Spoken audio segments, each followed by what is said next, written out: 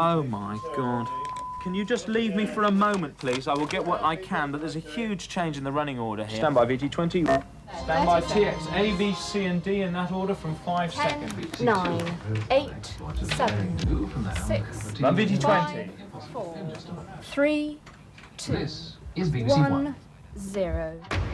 This is BBC News at 100. For a century, we have been bringing you the biggest news stories from here and around the world as our journalists witness some of the most historic moments.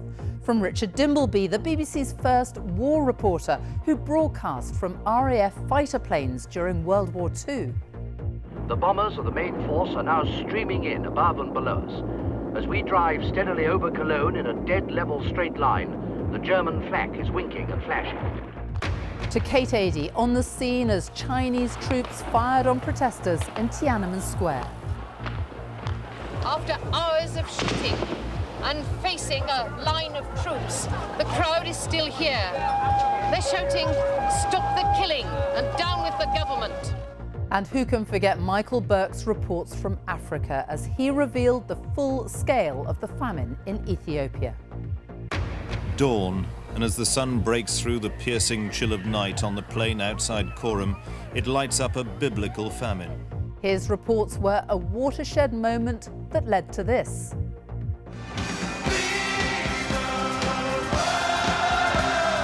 Bob Geldof's Live Aid concerts raised tens of millions in the wake of the BBC's journalism. And when COVID swept the globe and lockdowns took hold, our correspondents were on the front line, as always. The staff here are dealing with the biggest challenge ever faced by the NHS. They can save many of the patients, but sadly, not all of them.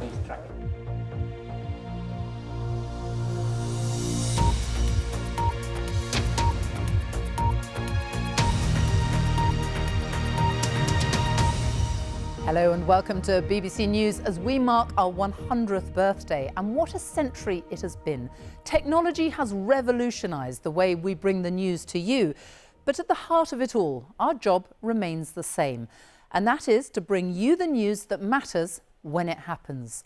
So let's go back to the very beginning when BBC News was born and radio ruled the airwaves. 280 Marconi House, London, calling. Hello CQ, this is London calling. When the BBC started in 1922, the news was broadcast through only one medium, the wireless. London calling. Here is the news. Then radio bulletins were read by men. Well, since then, the voices and faces of newsreaders have changed. During the Second World War, the BBC played a pivotal role in reporting the news, both good and bad. Richard Dimbleby was a familiar and trusted voice for millions of people. Here's his radio report from 1945 after entering the Belsen concentration camp with British forces. Just imagine what it was like hearing this at home. I passed through the barrier and found myself in the world of a nightmare. Dead bodies, some of them in decay, lay strewn about the road and along the rutted tracks. Inside the huts, it was even worse. I've seen many terrible sights in the last 5 years, but nothing approaching the dreadful interior of this hut at Belsen. Today is Victory in Europe Day. Richard Dimbleby was also the voice of the nation as the war ended. Mr. Churchill was coming out again. Now listen, the band is playing Land of Hope and Glory, and the crowd is singing, and this suddenly has become a very moving moment. Will you listen, please?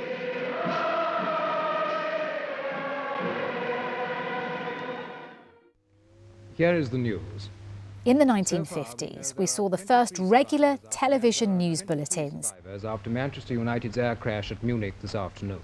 And amid slow flurries, when this BEA Elizabethan, which had been chartered by Manchester United. These blurry black and white pictures following the 1958 Munich air disaster, in which 8 Manchester United players were among 23 who died, showed just how quickly moving pictures could be broadcast.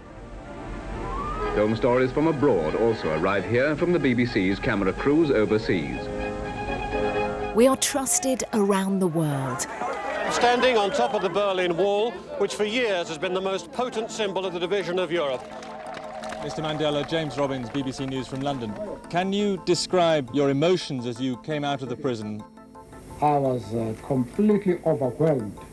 Not always welcome. Thank you very much, Mr. President. Where are you from? BBC. Okay. Here's another beauty. But they're at critical moments. After hours of trying to make their way in, they've finally done it. Protesters have pushed their way through the gates of the Prime Minister's office and they are everywhere. I've worked for the BBC for over half the time it's existed, and I've spent almost all my career covering international news. This is Kyiv in Ukraine. The job can be pretty dangerous. Far too many friends and colleagues have been killed or injured in the course of their work. But we perform a crucial role, giving an impartial account of what's going on and why it matters to you at home. In 2003, a convoy I was travelling with in northern Iraq was bombed by mistake by an American warplane. 18 people, including our translator, were killed. You may find this and some of the other reports upsetting. We reached a crossroads. Then, out of the blue, the American plane attacked.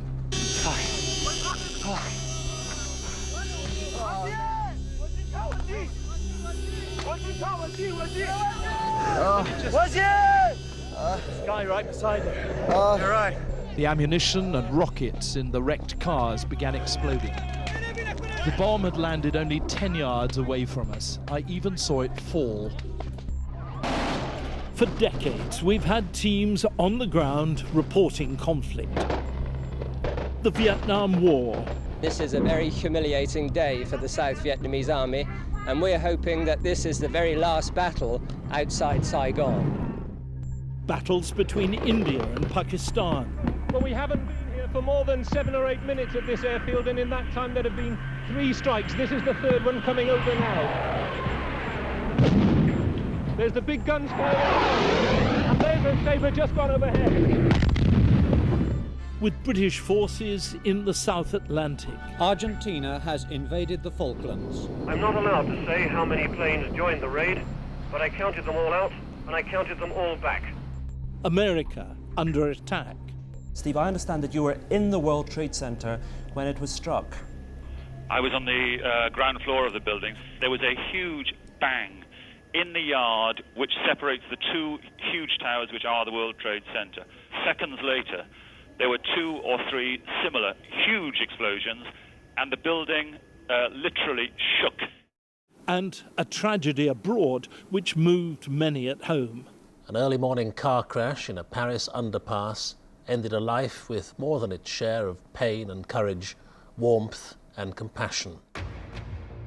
In 2022 in Europe. We're live in Ukraine as Russia invades in a major military assault by land, sea and air. Civilians are supposed to be protected by the laws of war. Russian shells were very close. Good luck,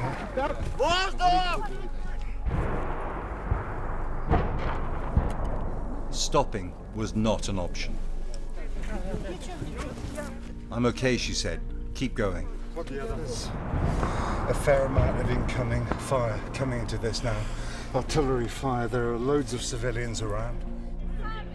Counting the cost of human conflict.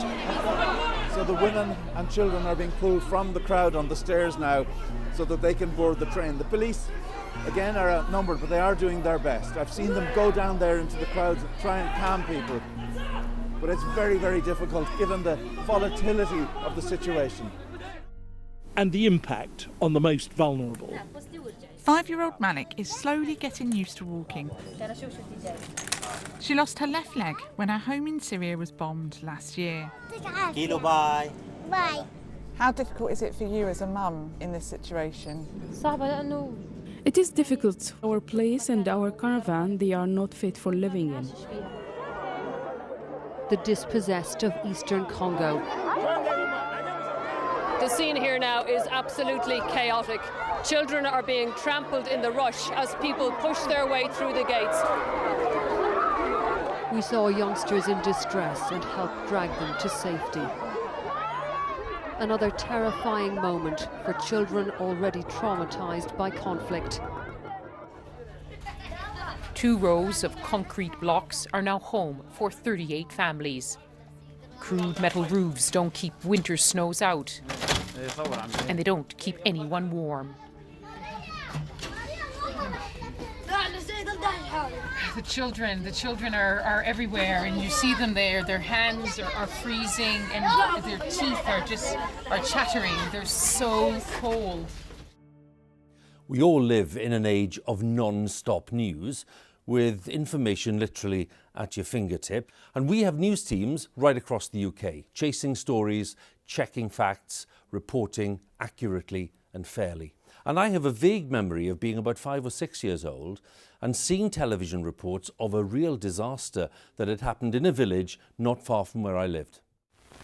It's now feared that nearly 200 lives were lost when the coal tip at Aberfan near Merthyr Tydfil slid forward today. It engulfed an infant school and a row of houses. And still it goes on, the never-ending search for the bodies of the men, women and children who are buried down here beneath the slurry and sludge. And it's attracted rescuers from, well, all over Wales, in fact from England as well. They're streaming across the Severn Bridge from Bristol, offering their services. And Bill, if I can ask you to come in for a moment. I know you've just this moment come up from what looks like Dante's Inferno down there. What, in fact, is it like? I think it's absolute hell, because men are working knee-deep in liquid slurry, trying to dig out the kids from the school. Where did you first hear about the tragedy? I heard BBC News. In Northern Ireland, we covered the worst days of the Troubles. This is the reality of Belfast today. Bombs in the city centre, so much disruption, so many explosions. From time to time you forget that it's become part of everyday life. And its hopes for a brighter future. An historic agreement for peace in Northern Ireland has been reached within the past few minutes. We can see pictures now from Stormont, where the leaders of the 8 parties which have been involved in the talks, together with the Prime Ministers of the United Kingdom and the Republic of Ireland, are announcing details of an agreement which is intended to end nearly 30 years of conflict and which have cost more than 3,000 lives. Agreement. The impossible was done late this afternoon, but done it was, to the delight of the Prime Ministers, their sad remembrance of the injured and the dead, their realistic hopes for the children's future. The Prime Minister announces the toughest restrictions on our way of life in living memory. From tonight, you can only leave your home for very specific reasons. We kept audiences up to date as the virus spread. Coughing can project small droplets up to 6 metres. The anguish of thousands who lost loved ones.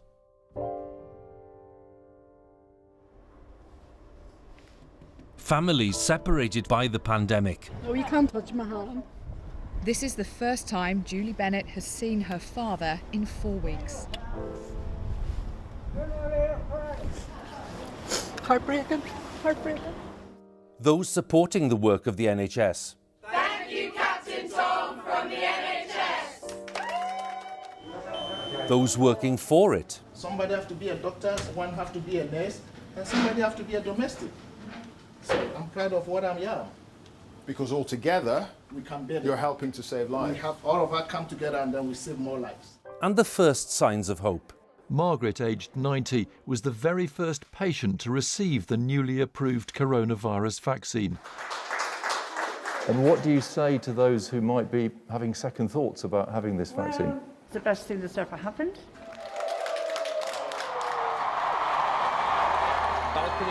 BBC News has brought the nation together for the major royal occasions. Lots of shouts from the crowd here. The weddings. And that's the reward. The jubilees. And the royal visits. Today, a unique moment with a very special royal guest. It is a great pleasure to visit the BBC today. I remember first coming to Broadcasting House with my father, the King, and my mother and sister shortly before the war. I came again with the Duke of Edinburgh just before the coronation in 1953. I was struck then, as I am now, by the sheer pace of change which has transformed your industry over the past 60 years. Years during which broadcasting has enriched our lives in so many ways. And the saddest of times. This is BBC News from London. A few moments ago, Buckingham Palace announced the death of Her Majesty Queen Elizabeth II.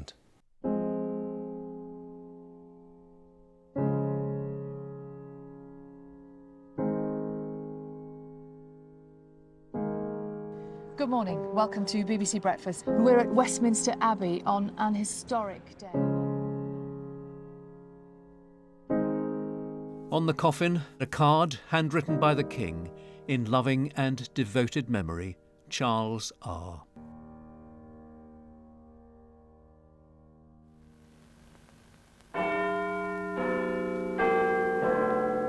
From Lloyd George to Liz Truss, the BBC's political reporters have stood here trying to record everything that happened behind that famous door. The choices made by prime ministers that affect us all, even life or death, and many decisions that made history. Sir Winston Churchill has resigned from the position of Prime Minister. He made the radio broadcast his own, but Winston Churchill was not a fan of TV. Mr. Harold Wilson is speeding towards London by train. We think we may be able to contact him by radio telephone. We're going to try. Mr. Wilson? Others soon saw the opportunity. May I tell you the result of the Labour gain this morning at Brighton Kempton? Hello, I seem to have lost you. The BBC, Mrs. Thatcher.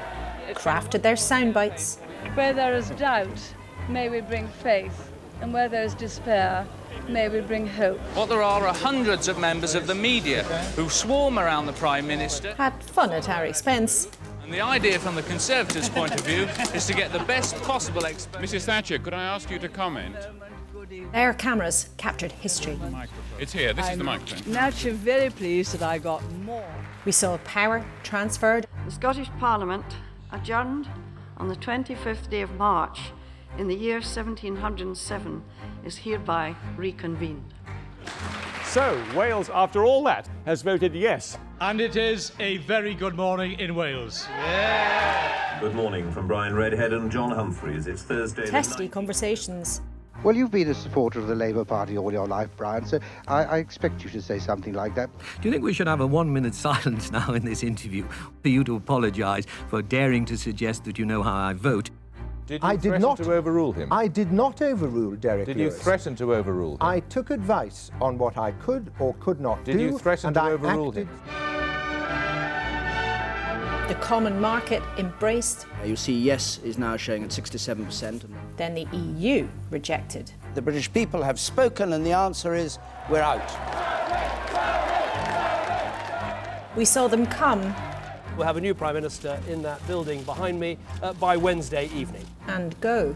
100 years on. To serve the country I love. In fact, Michelle, as I speak to you, I'm getting a call from Downing Street, so I'm going to take this call and I'll come back on to you in just a second. Only one thing's for sure. Chris, let's go straight back to you. You were just talking to Downing Street. The Prime Minister has agreed to stand down. How sad I am to be giving up the best job in the world. But them's the breaks. Good afternoon. I have just accepted Her Majesty the Queen's kind invitation to form a new government. After weeks of chaos and turmoil, Liz Truss calls it a day. She becomes the shortest-serving Prime Minister in British history. Just 6 weeks after her appointment by Her Majesty the Queen, Liz Truss becomes a victim of her own failure to command confidence at Westminster and beyond. No one knows what will happen next.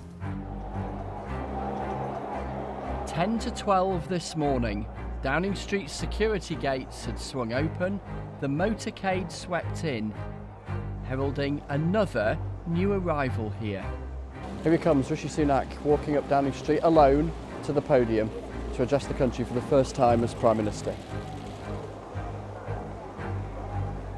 I've just been to Buckingham Palace and accepted His Majesty the King's invitation to form a government in his name.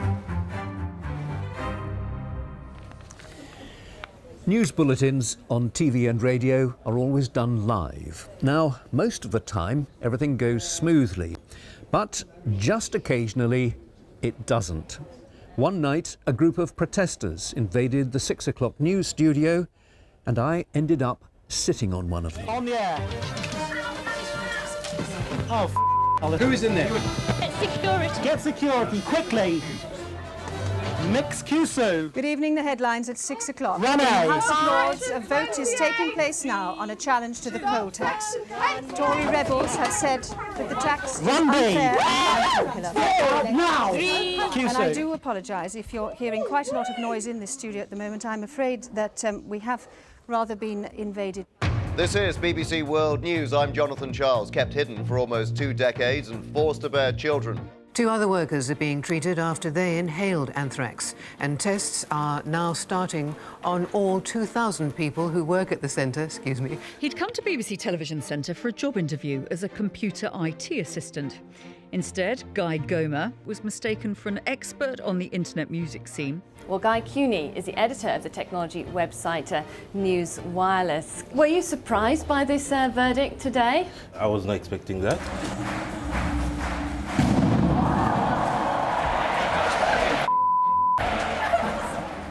Now, I'm pleased to say that we should be able to return to our news studio where we rejoin Nicholas Witchell.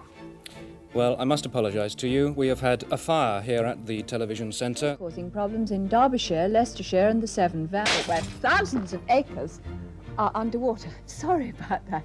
Good evening. You're watching BBC News 21. Now on BBC News 25, 4 even. Oh dear, the lights have just gone out. Thank you for being a friend. Thank you for watching us every morning. Come rain or shine. And every evening to get the news where you are. Don't forget us on the radio. After all, it's where BBC News first started. A huge thank you for listening to news and views on your local radio station. اینجا در سرویس جهانی BBC اخبار را به 40 زبان منتشر می‌کنیم.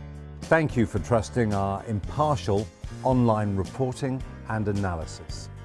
And for watching our BBC News social videos. We broadcast right across the generations. I won't pretend it's been easy, but we've enjoyed it, and I hope in some way that you've enjoyed it too. What a century it has been, ever changing. The one thing that remains the same is that you, our audiences, the consumers of BBC News, are at the very heart of everything we do. So a big thank you from everyone here at BBC News. And that's all for today from the news studio. So from me, good night. And this bit seems to be the end.